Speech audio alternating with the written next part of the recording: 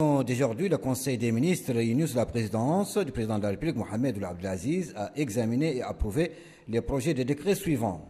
Projet de décret portant nomination des membres du conseil d'administration du centre hospitalier de Nouadhibou.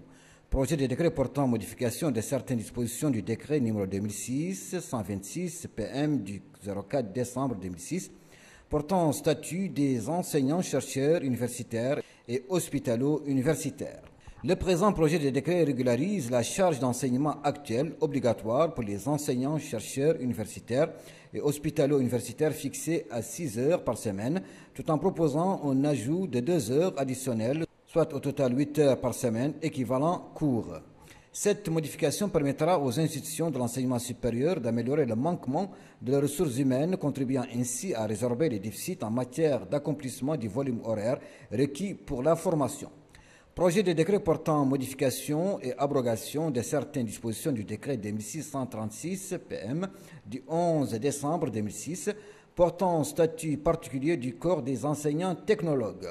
Le présent projet de décret régularise la charge d'enseignement actuelle obligatoire pour les enseignants technologues fixée en fonction de leur grade tout en proposant un ajout de 2 heures additionnelles par semaine pour chaque grade réparti à part égale entre l'enseignement et l'encadrement. Cette modification permettra aux institutions de l'enseignement supérieur d'améliorer le management de cette catégorie de leurs ressources humaines, contribuant ainsi à résorber les déficits en matière d'accomplissement du volume horaire requis pour la formation. Projet de décret portant concession définitive d'un terrain en Nouakchott au profit de l'Université des sciences islamiques à Lyon, des affaires islamiques et de l'enseignement de la Sharia. Projet de décret portant concession provisoire d'un terrain à Kifa au profit de la Société d'assainissement, de travaux, de transport et de maintenance ATTM. Projet de décret portant concession provisoire d'un terrain à Nouakchott au profit du secrétariat permanent du G5 Sahel. Projet de décret portant concession provisoire d'un terrain à Nouakchott au profit du Centre de formation et de perfectionnement professionnel de Nouakchott. Le ministre des Affaires étrangères et de la Coopération a présenté une communication relative à la situation internationale. Le ministre de l'Intérieur et de la Décentralisation a présenté une communication relative à la situation intérieure. Le ministre de l'Équipement et des Transports a présenté une communication relative à la Convention sur le transit international routier.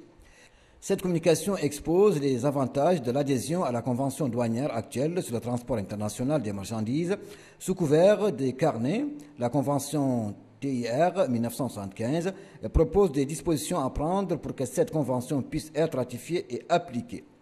La ministre des Relations avec le Parlement et de la société civile a présenté une communication relative à la stratégie nationale de communication pour le développement 2016-2020. Cette communication présente les grandes lignes de la stratégie nationale de communication pour le développement 2016-2020, dont les principaux objectifs portent notamment sur la consolidation des programmes de lutte contre la pauvreté, la promotion du développement durable et la contribution à l'élimination des obstacles qui entravent le développement global du pays. À cet effet, la dite stratégie nationale de communication propose un train de mesures susceptibles de permettre le renforcement des capacités de coordination, de suivi et d'évaluation des activités et stratégies sectorielles de l'ensemble des acteurs impliqués dans la lutte contre les mentalités et pratiques qui entravent la réalisation de nos objectifs de développement économique et social. Enfin, le Conseil a pris les 2 mesures individuelles suivantes. Ministère des Affaires étrangères et de la Coopération, cabinet du ministre, conseiller juridique, Dr El Arbi Ould Khtour.